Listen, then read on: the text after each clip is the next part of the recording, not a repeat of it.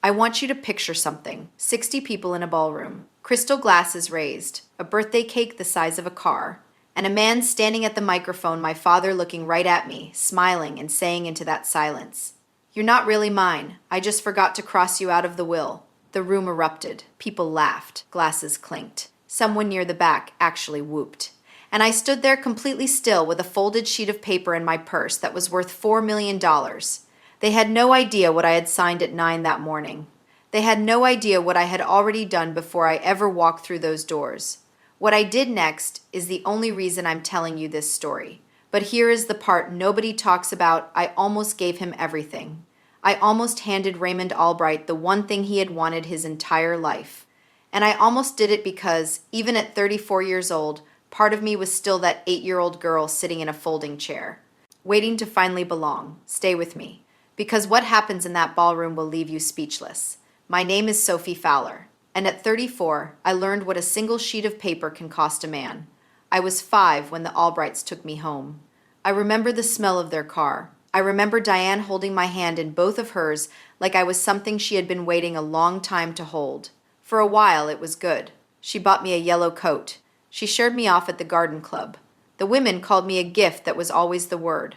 A gift. But Diane hadn't adopted a daughter. She had adopted a story about herself, a story she could tell at parties. And for a few years, I was happy to be the proof of how generous she was. The warmth was real, I think, but it always had an audience. Then, when I was 8, the impossible happened. Diane got pregnant. Spencer was born in March. And slowly, without a single announcement, the house changed around me. The photographs changed for rest. New ones had 3 people in them. I found myself holding the camera instead of standing in the frame. Then the seating changed. 5 matching chairs at the Sunday dinner table, and 1 folding chair that lived in the hallway. Diane set it at the corner near the kitchen door. One evening, I reached for an empty seat. She put her hand on my shoulder and said, gently, "In front of everyone, you'll take the folding chair." I was 8. I took the folding chair. I took it for the next 10 years. Every holiday, every birthday. The cold metal of it against the backs of my knees. I told myself it didn't mean anything. A chair is just a chair. The way a single sheet of paper is just paper until the day it isn't. And just when I thought I understood how things worked in that house, I heard something in the dark hallway that I was never supposed to hear. I was 10 years old. I had come downstairs for water. Raymond and his brother were in the den, the game on low, and I heard my name, so I stopped, in the dark, the way children do. His brother had asked about me about college someday, about what they had set aside. And Raymond laughed. Not cruel, just careless. The way you would talk about a houseplant someone left you. "She's Diane's, not mine," he said. "Diane's project." Then the game came back up. That was the end of it. I stood in that hallway a long time. I didn't cry, which surprised even me. I just understood something, and I filed it away the way I would later file invoices and contracts and the names of people who did what they said they would. "She's Diane's, not mine." I carried that sentence for 24 years. At 18, the support ended the way a faucet ends all at once. Spencer got a tutor and a trip to Spain. I got a graduation card with $40 in it and a sentence from Diane about how I was so independent, how I always landed on my feet. It wasn't kindness.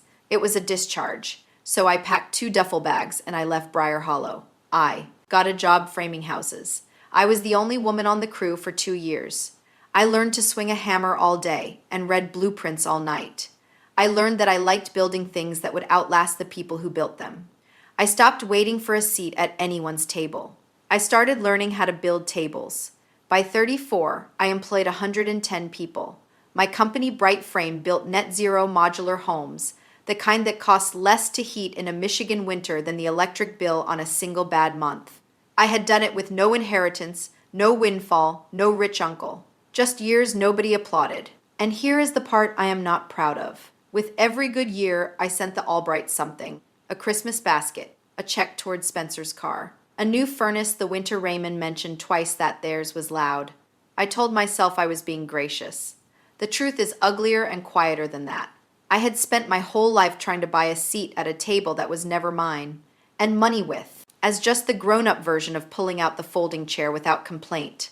But here is the part that nobody talks about. I was about to make the biggest version of that mistake yet.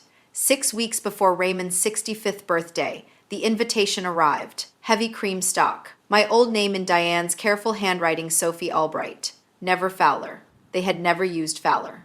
And somewhere in those nights that followed, an idea arrived that should have frightened me and instead felt like relief. Lawn Lake. It was the stone house on the water at the edge of town, the one Raymond had measured his whole life against. He had driven us past it every Sunday afternoon, slow enough for all of us to look. When my ship comes in, he would say. Diane would say, someday. Spencer would press his face to the glass like the place was already his. They could never touch it. Raymond sold insurance. The math never worked. I called a real estate agent that week, and the universe handed it to me. Almost too easily, as if it wanted me to learn the lesson the expensive way. The old man who had owned Lawn Lake for 40 years had died in February. His children, who lived in Phoenix and Denver and did not want a stone house in Michigan, had listed it quietly that spring. $4 million, 11 acres, the longest stretch of private shoreline in the county. I drove out on a gray Thursday. I stood on the dock where Raymond had always wanted to stand. I could afford it without losing sleep. I told myself the gift was for him. But Brenda, Raymond's sister, the only person in that family who had ever treated me like a person, she asked me something hard over coffee at a diner halfway between our towns. When you picture handing it to him, what are you hoping he'll do? I opened my mouth to say something noble. What came out was the truth. I'm hoping he'll finally say I'm his. Brenda nodded slowly, like she'd been waiting 20 years for me to say it out loud. He won't, she said, not unkind, just certain. Raymond is who he is. A house won't fix him. It'll just give him a bigger thing to fail to deserve. I drove home that night with the deed still in my bag and a different idea forming slow, cold, and clear. But I needed one more piece of proof before I could let myself believe it. And that proof came the next morning, with Brenda's hand shaking on the other end of the phone. She had been added to the family group chat by mistake, and she sent me a screenshot. I read it standing at my kitchen counter in my work clothes. Coffee going cold. I read it 3 times. Spencer. Is the charity case actually coming? LOL. Diane. Be nice. She's good for the photos. Looks generous in front of the club. Spencer. She's not in the will, right? Raymond. Don't worry. I'll make it official Saturday. Everyone will know where things stand. I set the phone down very gently, because I have learned that the angriest thing you can do is be careful. So I called my lawyer at home on a Saturday, and I changed the grantee on the deed. Take Raymond and Diane off. There would be no names of theirs on anything of mine ever again. Transfer Lawn Lake to the Open Door Foundation, permanently, irrevocably, to be converted into transitional housing for kids who age out of foster care at 18 with 2 trash bags and nowhere to sleep. Kids like me. Kids like the girl on my framing crew who had aged out with nothing and made me start the foundation in the first place. My lawyer asked if I was sure. I have never been more sure of anything in my life. We signed at 8:30 Saturday morning. A woman named Patricia notarized it. By 9 o'clock, it was recorded electronically with the County Register of Deeds. Done. Filed. Carved into public record, where no apology and no birthday speech could ever undo it. Then I had my lawyer print me 1 copy of the recorded deed, 1 sheet of paper, folded once. I slid it into my purse. The real one was already filed. This was just the version I was bringing to the party. I walked into that ballroom with steady hands for the first time in weeks.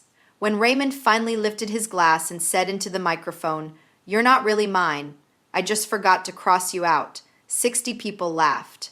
Diane pressed her hand to her chest. Spencer's laugh cut through it all. I set down my champagne. I picked up the folding chair, and I leaned it folded against the wall, the way you put away a thing you will never need again. Then I walked to the head table, unhurried. The room went silent before I reached it. I reached into my purse, and I unfolded that sheet of paper flat on the white tablecloth in front of Raymond Albright, in front of everyone. "Happy birthday, Raymond," I said. "I brought you a gift. 3 weeks ago, I bought Lawn Lake." The name went through the room like a current. Diane made a sound. Raymond's glass came down slowly. "I was going to give it to you tonight. Put both your names on it. Hand you the one thing you wanted your whole life in front of all these people." Someone at the back table whispered $4 million. "But I didn't come for a name," I said. "I came to give one away." Then while every person in that ballroom watched, I picked the deed up off the tablecloth and I tore it in half.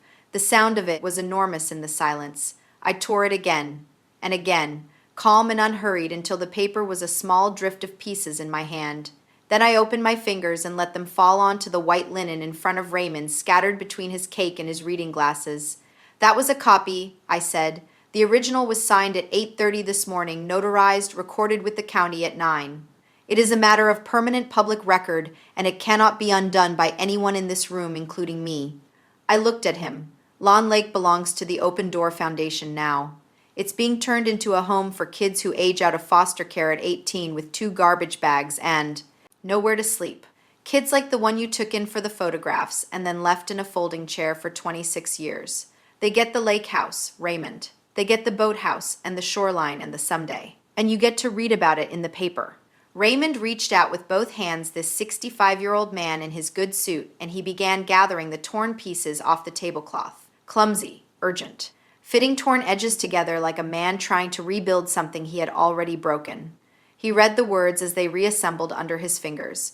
And on the line where he had expected somewhere in his chest to someday see his own name, he read instead, "The Open Door Foundation." The color left his face. All of it. From the forehead down. His mouth opened. Nothing came out. I picked up my purse. I buttoned my jacket. And I walked the length of that silent ballroom toward the doors. The only sound was my heels on the parquet. 60 people parting to let me through. Brother. NDA was waiting near the doors. She put her hand on my arm, warm and steady. "Atta girl, kiddo," she whispered. I walked out into a cool, clear evening. The lake breeze came up the lawn to meet me. I did not look back once. The deed could not be reversed. There was nothing to reverse. Spencer talked to a lawyer who told him what mine already knew. You cannot sue your way into a gift that was never given to you. The local paper ran the story 2 weeks later. A warm piece about a self-made home builder donating a historic lakefront estate to house foster youth. It did not mention the Albrights at all. I think that wounded them more than any accusation could have. Raymond, standing at the club, did what status does when the story underneath it cracks. Diane stopped hosting. Spencer moved to Florida. And that next spring Lawn Lake opened its doors. 8 bedrooms. A real kitchen. A long wooden dining table I had built myself on weekends, sanding it down by hand. All 7 chairs match. Hing. All of them good. On their first night, a girl named Tasha, 18, just aged out that month, hung back by the kitchen door, waiting to be told where the lesser seat was. Already certain there was one. I knew that posture. I had invented that posture. I pulled out the chair at the head of the table, the best one, with the view of the water, and I looked at her and I said, "This one's yours." She didn't believe me at first. They never do. Then she sat down at the head of a table in a house on a lake that a man had wanted his whole life and never deserved. And she looked out at the water that was hers now, and she smiled like she'd been let in from the cold. There was not a folding chair anywhere in the building. There never will be. I spent 30 years trying to earn a chair at a table that was never going to be mine. And the moment I stopped pulling out the folding chair and started building a longer one I found there had always been more than enough room. Just never. At the table I had been begging at. That is the whole story. 1 folding chair, 1 sheet of paper, and a lake house that finally belongs to kids who only needed a door to open.